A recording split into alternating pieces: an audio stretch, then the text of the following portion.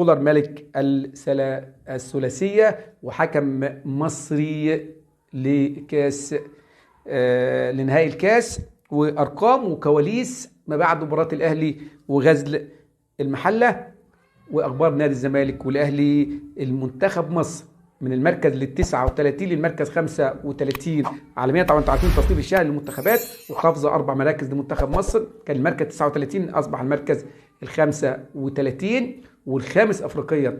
منتخب مصر الخامس افريقيا، على فكره مركز كويس. احنا كنا السادس افريقيا، والمركز السادس قبل كده ضرنا في تصفيات كاس العالم.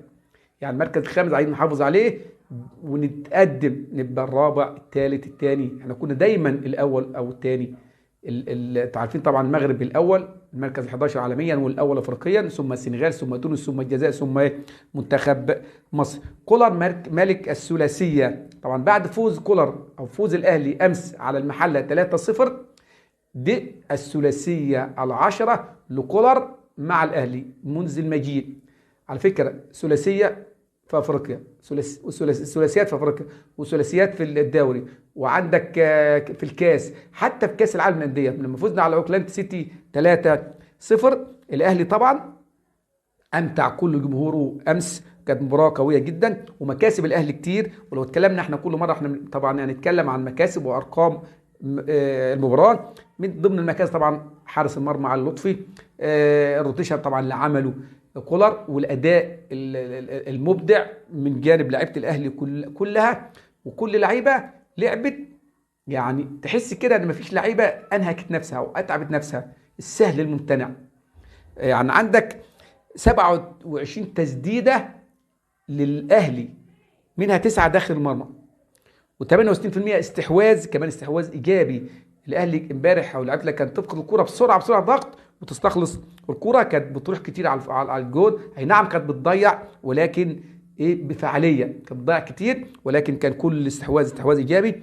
631 تمريره في عرف الكوره، معدل عالي جدا. ان 631 تمريره يعني تحس ان في شغل بيتعمل. دقه التمرير كانت 87%. 8 ركنيات لنادي الاهلي متنوعه، عاليه وواطيه. يعني تحس ان في شغل كان يتعمل امبارح في مباراه امس. اتحاد الكره يرفض الحكم الاجنبي في نهائي الكاس، او بالمعنى صح بريرا هو اللي رفض الحكم الاجنبي، ورشح بعض الحكام المصريين. طبعا الحكام المرشحين منهم امين عمر، محمد عادل، ومحمد عادل رقم 1، واحمد غندور ومحمد معروف. طاقم حكام مصري لنهائي الكاس ما بين الاهلي وبيراميدز. كنا نتمنى حكم اجنبي لان المباراه حساسه، مباراه يعني ده نهائي كاس، كنا عايزين حكم اجنبي، ما ينفعش حكم مصري. ولكن نتمنى كل التوفيق للحكام المصريين. وعلى فكره التحكيم والمباراه دي نهائي بفار. ولو اتكلمنا على الفار، فين الفار؟ فين الفار في الدوري؟ انتوا عارفين الفار فين؟ الفار راح يعني في دورة رمضانية لنادي زد، في دورة رمضانية عاملها نادي زد للناشئين. أجهزة المعدات بتاع الفار، الحكام، رئيس وزير الرياضة ورئيس الاتحاد راح حضروا افتتاح الدورة، وسابوا الدوري المصري. والدوري المصري يعني دوري مصري، دوري ما فيش فار، والفار في دورة رمضانية نادي زد فلوس. نتمنى كل التحكيم او كل التوفيق للتحكيم المصري، وربنا يسترها.